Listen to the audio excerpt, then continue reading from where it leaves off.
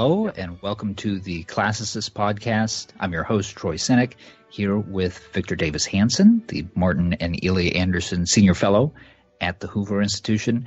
And Victor, today I want to pick up on a theme that's been running through a lot of your writing lately, namely how the unorthodox style that President Trump brought to the White House has, in some instances, proved to be an asset, particularly on foreign policy issues where the Washington consensus, in a lot of cases, hasn't yielded much over the past few decades. And I'd just like you to take us on sort of a tour of the horizon and explain the history of some of these issues and how President Trump is now deviating from it.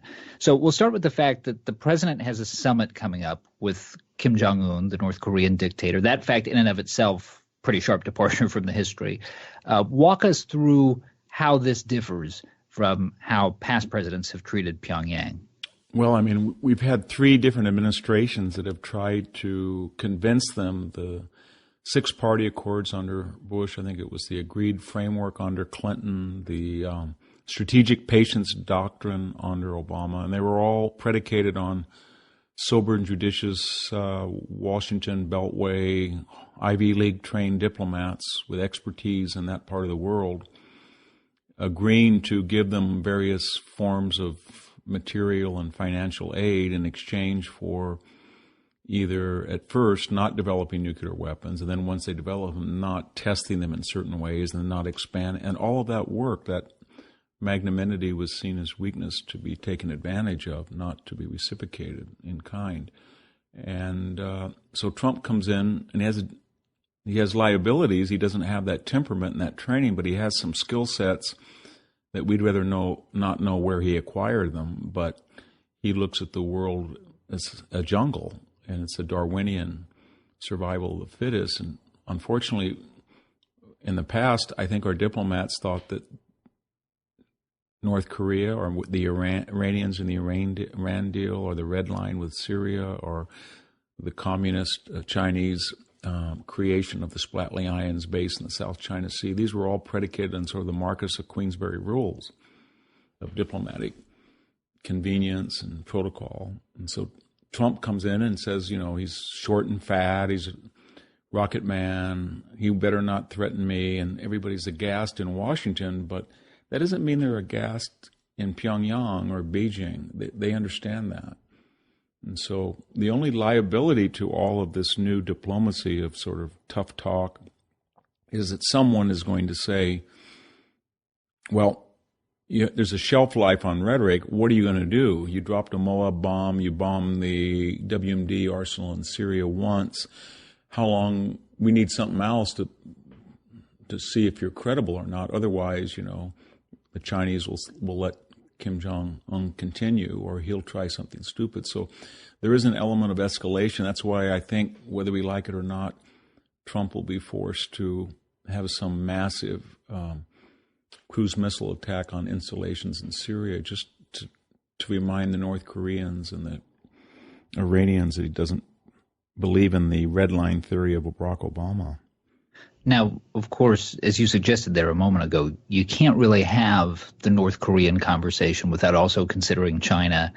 And you've pointed to the U.S. trade relationship with China as another example of Trump breaking from orthodoxy. Explore that for us, but also answer the question of whether you think the White House can pull off this high-wire act of navigating the trade issue at the same time that it's trying to get some measure of Chinese cooperation on North Korea. Well, as you know, with Trump, he thinks it's all interconnected. So being tough on China with trade allows him to relent in exchange for quid pro quo concessions on North Korea. So it's all part of the art of the deal. Just like with Mexico, he blusters and threatens, and then he ties in illegal migration and NAFTA. So if you stop your people coming into our country, maybe we'll not be so tough on NAFTA. So he tries to connect all of these different deals. And the problem, again, though, is he ran as a Jacksonian, don't tread on me, punitive realist. That's what their strategic assessment said, that principled realism. And that meant that his base, the only people that can really destroy him, that 40% of the country that we associate with the red and purple states of the Middle West, they voted because they didn't like what was going on in Syria and Libya and Afghanistan and Iraq. and they will vote for him under hell or high water, but not if he turns into a nation builder or an interventionist. On the other hand, the neocon establishment are egging him on, and some people of the bipartisan foreign establishment in Washington, but they won't vote for him under any circumstances. Even if he were astoundingly successful, they hate him so much they wouldn't. So he's basically, if he goes in and does something dramatic to restore deterrence, then it can't be nation building. It's sort of the dilemma that Reagan faced after Jimmy Carter. He said, I'm going to restore deterrence, but I'm not going to get into a Vietnam. And they said, okay. And then he put the Marines in there, and they blew up the base, their barracks in 1983. Then Reagan withdrew them, and they said, you withdrew them, you're just like Carter. And then he said, well, no, because we invaded Grenada, and he bombed Libya, and he shelled the Bekaa Valley. So what Reagan was trying to do was find a non-interventionist, non-nation-building mechanism of warning superpower enemies that were credible, and we have deterrence. But with Trump, it's the same dilemma, only more so because he campaigned against any idea of doing that. Another discontinuity with past presidencies. How about NATO? A lot of foreign policy experts, including a lot of people with whom you're generally in sympathy, were very concerned that Trump's sort of open antagonism towards NATO allies over the fact that many of them weren't paying the agreed-to rates to support the alliance was going to be destabilizing. How does that square with what we've actually seen? Well, it's the same theme, Troy. It's I'll demand this and I'll threaten that, but there is a plateau or a foundation of which I'll accept. In the case of the NATO countries, I'll bluster, is this alliance even necessary? The EU's got more money in aggregate than we do. They're not making their goal of 2% expenditures of GDP on military affairs. Maybe we should just end it. And then lo and behold, 8 now members have met that 2% goal. And it's the art of the deal, and everybody's angry at Trump because they think he weakened NATO. And in fact, what weakened NATO was 30 years of, well, the United States is so big, and the United States is so powerful, and the United States is so influential that we can be taken to the cleaners by our allies who really need NATO more than we do. We can be taken to the cleaners by open borders with the Mexicans. We can be taken on trade by China because that's our role, to get kicked a little bit and run the world, and the post-war order was so great. And this guy comes along and says, it's not so great in Youngstown, Ohio. You go take a look at Lansing, Michigan. This country's been hollowed out. I just went into Selma today, and I think I would nominate a lot of Central California cities in that category that have been devastated in terms of manufacturing, small farming, etc. So he's saying, you guys didn't get it, and we don't have to take these hits. These countries are getting wealthier at our expense. And that resonated. And so I think that's sort of what's directing him now, that everything is going to be up for renegotiation. Does he like the post-war world? Yeah, that's what Mattis and Pompeo and McMaster were a part of, and Bolton, but not at the expense that it destroys everything between New York and San Francisco, which it has in some ways. It's retarded economic growth.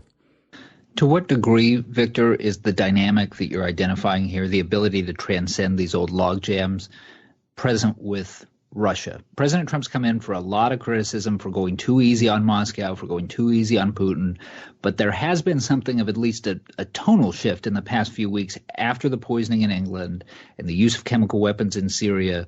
Do you see signs of Trump being able to make some substantive gains on that front too? I do, but I feel on this Putin thing that I'm reading Lewis Carroll's Alice Through the Looking Glass, that everything is upside down, because we just got done with 8 years of an administration that lived in la-la land. I mean, they turned their head from Crimea. They didn't do anything about eastern Ukraine. They had the hot mic promise to be basically for Putin to behave in exchange for canceling missile defense. We canceled missile defense. We made fun of Mitt Romney. We didn't do anything about cyber. Trump comes in, and all of a sudden these kittens all of a sudden have are anti-Russian tigers, and they're faulting Trump from the very beginning that he has to really show his mettle. And so far we've fought Russian mercenaries in Syria. We have armed the Ukrainians. We've really ratcheted up the sanctions. Rhetorically, we're at hostility with Putin. And Trump did not invite Vladimir Putin into the Middle East. That was John Kerry. And Trump did not say, thanks, Russians, you got rid of all the WMD. That was Susan Rice, John Kerry, and Barack Obama. So there's a lot of irony here. And one thing we're missing is that traditionally Russia has been a valuable third party which we triangulated with in terms of, well, we have common interest about radical Islamic fears. We have fears of China, and we could make deals, strategic deals, the way Kissinger was the master of that. And we've sort of given up that Russian card because of the collusion hysteria.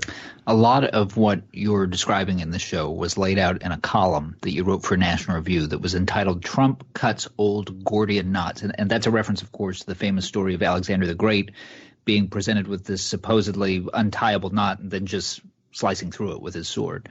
But I'm curious about the conclusion of that piece, where you write, knot cutters may not know how to untie knots, but by the same token, those who struggle to untie knots also do not know how to cut them, which suggests to me, Victor, that for all the positive notes you're sounding here about Trump, there's also a slight note of caution in there that Trump's unorthodox style may work on a lot of these issues that had previously been stuck on a kind of unhappy status quo, but there are maybe other areas where it may not be effective, or it could potentially even be counterproductive. Is that fair, or am I overreading that? No, you're fair, because take, for example, something to illustrate what you saw in the column and what you saw yourself, and that is in this recent tweet about, okay, Russia, here are these missiles coming, and they're big and they're smart.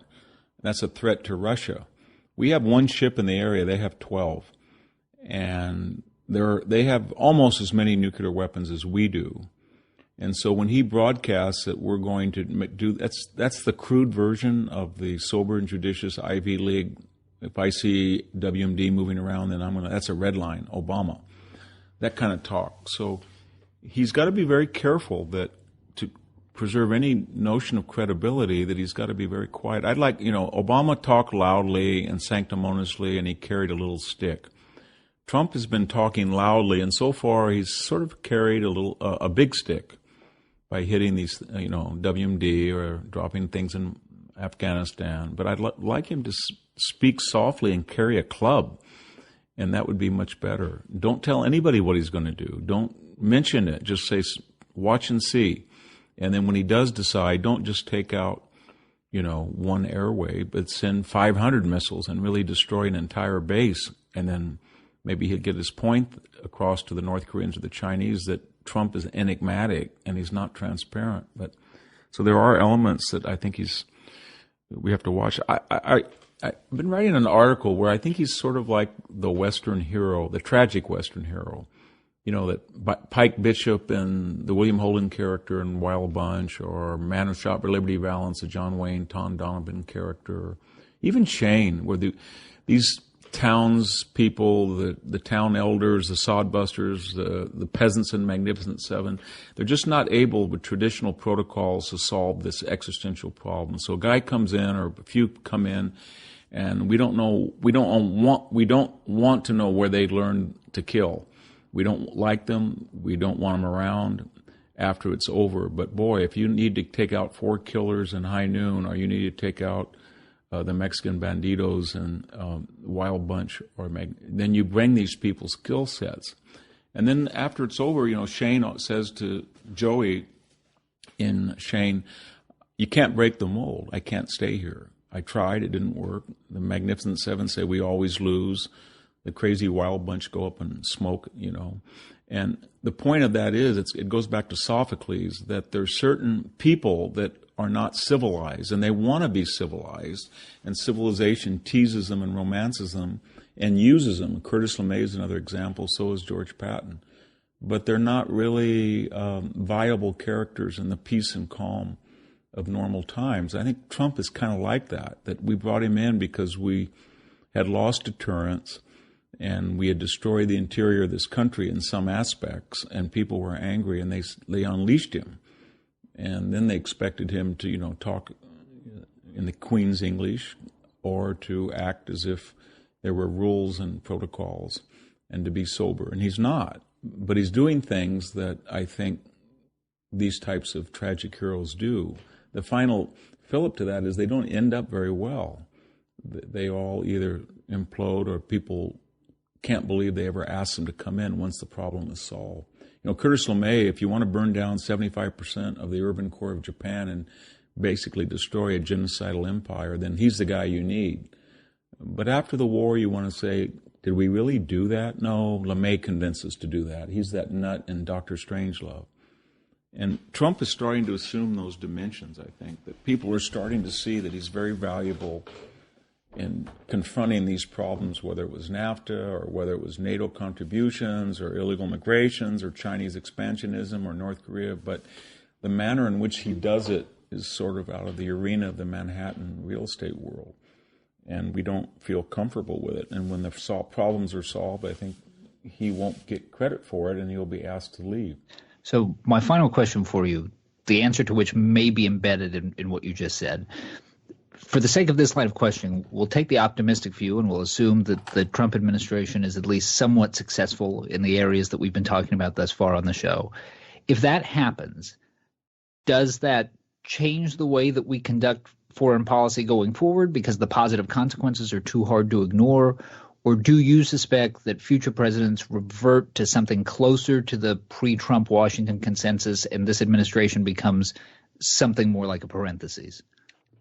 No, I think we all know that it's cyclical, and what happens is that when you bring in a guy like Reagan, for example, to shake things up, and he cuts taxes, and he gets 7% economic growth, and that gives us some fuel, and we coast, and then gradually read my lips, and then the Clintons come back, and they kind of slowly undo it until we get into another jam. Or if you're in New York City, and it's a complete, anybody who went there, and as I did in the late 1970s, it was a complete circus. And you get a guy like Giuliani, and everybody doesn't like him, and then he makes it, pretty calm. And now we have de Blasio that's insidiously and incrementally taking away the Giuliani protocols, and pretty soon we're going to get back to where we were, and then we'll bring in another guy. But I don't think people, they're not comfortable with these types of reformers or these outliers or these cowboys, and they feel that they were aberrations, and they never have enough sophistication or character to say, there's something wrong with me, not them. Something wrong with the Kennedy School of Government. There's something wrong with the Brookings Institution. There's something wrong with the Council on Foreign Relations. We keep, like cookie cutters, producing these conforming certain styles. They come from particular zip codes. They come from particular economic background. They have particular skill sets, and they're completely unable to understand the mind of a thug like a Putin or Kim Jong-un or President Xi. They don't understand them because they never see them and they never dealt with them. So I don't think that it ever happens that we learn. We just try to go back to the normal complacency that's, everybody praises the status quo, and we all want our children to get a degree and get a career like these people, and we don't really care what they actually do. But it's kind of hard for us to accept that if you really want to see who's dangerous, it's the people who negotiated the Iran deal, or the people like Susan Rice and Hillary Clinton that tried to deal with North Korea when they got ballistic missiles. It's not Donald Trump. I felt it's the first time I probably not worried about North Korea when at the height of his inflammatory language, because I didn't think historically there was as much evidence that was dangerous than sort of saying that you're going to have strategic patience with this homicidal maniac. All right. Thanks for tuning in to the Classicist Podcast. Remember that amongst the many fine Victor Davis Hanson volumes you should have on your bookshelf, the most recent is The Second World Wars, How the First Global Conflict Was Fought and Won. And if you enjoy the Classicist, please rate the show on iTunes. We'll be back with another episode soon. For Victor Davis Hanson, I'm Troy Senik. Thanks for listening. This podcast has been a production of the Hoover Institution. For more information about our work, please visit hoover.org.